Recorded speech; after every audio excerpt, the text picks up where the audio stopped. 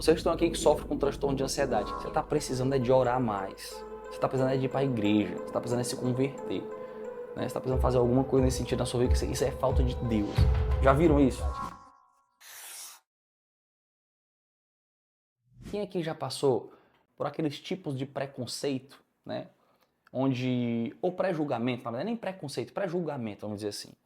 Que as pessoas que não entendem sobre o transtorno de ansiedade, elas fazem do tipo, você está só querendo chamar atenção, na verdade você está com frescura, né? Isso aí você está com ataque de... Né? Você está dando piti, né? Que é tipo assim, uma coisa meio que não é real e você está querendo chamar atenção por algum motivo.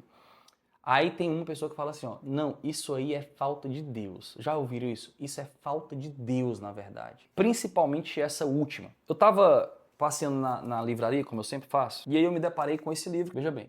O que Deus diz, presta atenção, o que Deus diz sobre a ansiedade? Um guia bíblico anti-ansiedade. Em casa eu falei, vou ler, né? Vou ler. Livro fininho, ó, vou pegar uma tarde aí e dar o tapa. E me deparei com a introdução. Para você ver como é de fato a primeira linha do livro, tá aqui, ó, eu grifei, tá? Porque eu gostaria de falar isso com vocês, eu grifei. Não sei se tá dando pra ver bem por causa da luz. É de fato a primeira linha do livro, tá? Olha qual é a primeira frase do livro. A ansiedade é vista como um pecado na perspectiva bíblica. Essa é a primeira frase do livro, uma afirmação. Uma vez que há várias referências nas escrituras sagradas em que o mandamento, presta atenção aqui, em que o mandamento descanse em Deus é claro, como em Filipenses 4, 6, né? Capítulo 4, versículo 6. Não estejais inquietos por coisa alguma. Em outras versões, não andeis ansiosos por coisa alguma. Quando eu li isso, eu falei, Spurgeon? É você? É você, né? E aí, obviamente, que mais embaixo eu vi que não era ele. Né? Não era a parte do Spurgeon, por exemplo. Né? Talvez o Spurgeon fique puto quando vê que tá num livro que ele tá na capa, um negócio desse aqui. Mas é dessa moça aqui que faz só a introdução. Isabelle S. Alves. Quem é a Isabelle? Lá sei, não sei, e nem quero saber mais também. Ela faz a introdução do livro. E a primeira frase é: a ansiedade é vista como um pecado na perspectiva bíblica, uma vez que há várias referências nas escrituras em que o mandamento descanse em Deus, é claro, como em Filipenses 4, 6. Não andeis ansiosos por coisa alguma. Aí bora aqui. Vou começar aqui a conversar com a Isabelle então, certo? A Isabelle, ela comete um erro crasso que a maior parte dos pseudos teólogos ou críticos da teologia modernos fazem, que é o quê? Não considerar um princípio fundamental de qualquer análise de texto histórico. Ou seja, a Bíblia é um texto histórico? É, porque foi um livro, né? É um compilado de livros que foram escritos há milhares de anos. 2.000 e tantos anos. 3.000 anos. A depender de que texto nós estamos falando. É óbvio que uma coisa que nós não podemos sacrificar do texto, por exemplo, é uma coisa chamada exegese. O que é a exegese? É quando eu leio um texto histórico, eu preciso considerar o tempo que esse texto foi escrito. Mas tem coisas muito mais erradas do que só sacrificar a exegese. O erro não está só aqui, não. Por exemplo, a Isabelle aqui nesse livro, ela fala o seguinte, que tem várias partes do livro sagrado que citam esse mandamento do não andeis ansiosos por coisa alguma. O que ela está querendo dizer é o seguinte, que o fato do apóstolo Paulo aqui, né, que isso aqui é escrito pelo apóstolo Paulo, uma carta para Filipenses, ou seja, para a igreja de Filipos, né? Ela está dizendo que o apóstolo Paulo falou assim, olha, não fiquem ansiosos. Pelo fato dele estar dizendo não ande ansioso, isso já é um mandamento. Como se Paulo não pudesse estar dando um conselho de boa vida. Porque se ela leva em consideração, por exemplo, que o fato do apóstolo fazer uma afirmação, ou seja, usar uma frase imperativa, né, como ele usou, não ande ansioso. O fato dele fazer isso já é um mandamento, ela tinha que considerar também o que é dito logo antes. Vamos lá, ela só pediu para ler 4:6, né? Mas esse é um outro erro que as pessoas fazem, né? Eles ficam recortando textos para tentar colocar suas teorias em vigor, sacrificando coisas que estão assim, muito próximas a esse texto. Se você for um pouquinho antes, ó, versículo 4, tá? É logo colado, é no mesmo parágrafo. O versículo não começa, não andem ansiosos por coisa alguma. É antes, tá?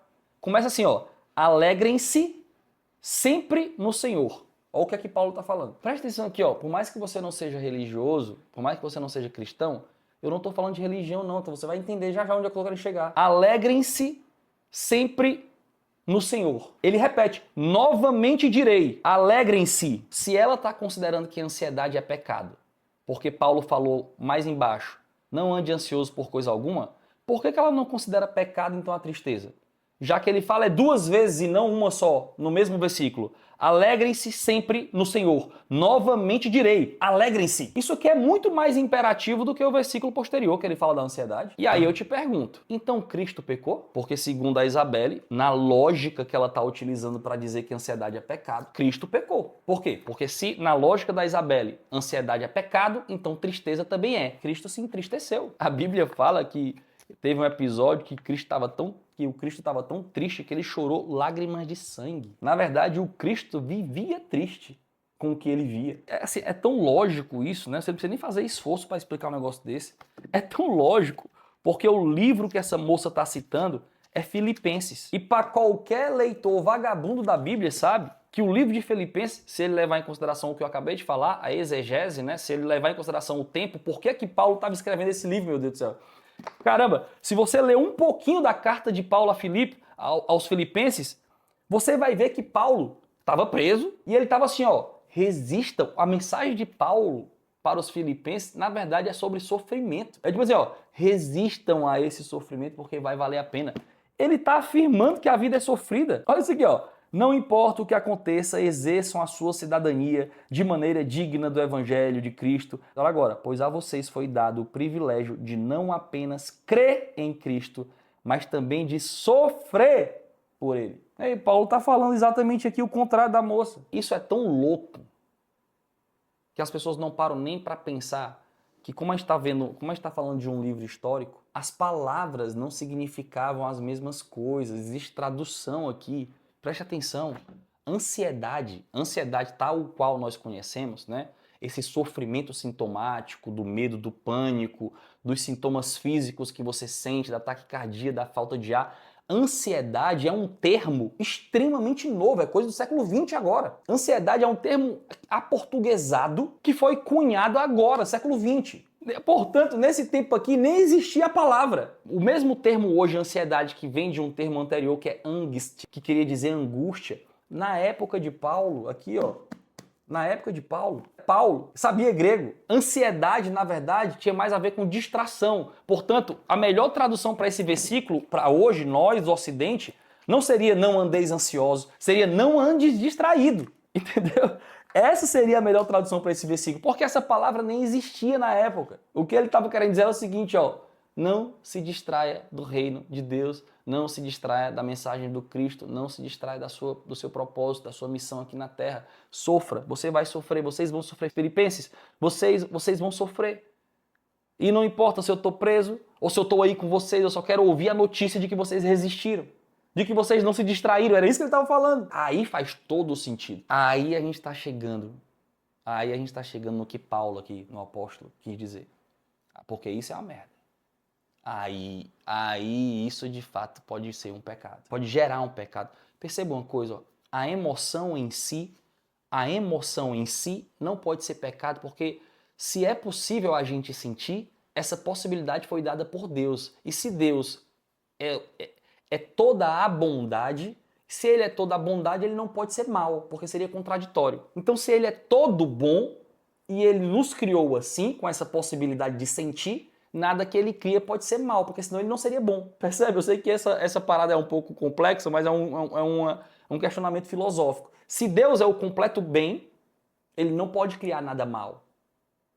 Ah, Tiago, então por que existe a maldade? A maldade é exatamente o afastamento da bondade, né? É quando se afasta do que é bom. Aí você tem o mal. Mas o que é o diabo? Se o diabo foi criado por Deus, como é que Deus pode criar algo ruim? Se Lúcifer era o principal anjo de Deus, foi criado por Deus. Como é que Deus criou Lúcifer então? Se Deus é todo bom? Porque Deus criou Lúcifer todo bom. Mas Lúcifer se rebelou. E é exatamente a rebeldia, a distância do bem é que tornou ele mal. Não é que ele é mal na sua essência. Então veja bem, olha que loucura isso aqui. Deus nos criou com a possibilidade do sentir. Agora o que é que acontece? O pecado é o que nós fazemos com o que nós sentimos. Aí a gente começa a entrar na distração de Paulo. No que Paulo está chamando a gente assim, ó, não anda distraído, cara. Não anda distraído.